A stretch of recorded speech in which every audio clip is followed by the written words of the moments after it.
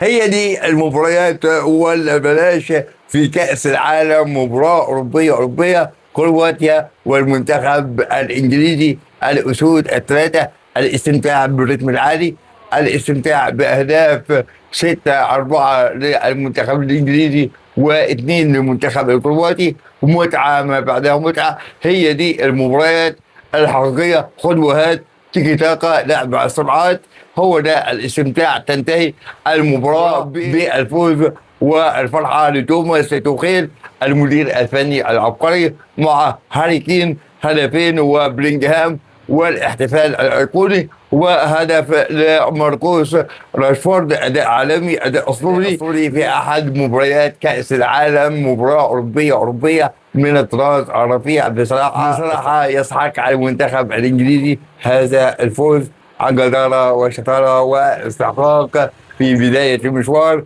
في كأس العالم. دي فرحة كبيرة في المدرجات لجمهور المنتخب الإنجليزي للشراسة والاستمتاع بكرة القدم، سواء على مستوى الأهداف أو الأداء الفني. ما تنساش السبسكرايب وتفعيل زر الجرس واللايك المتين الحزين لهذا الفيديو. السلام عليكم.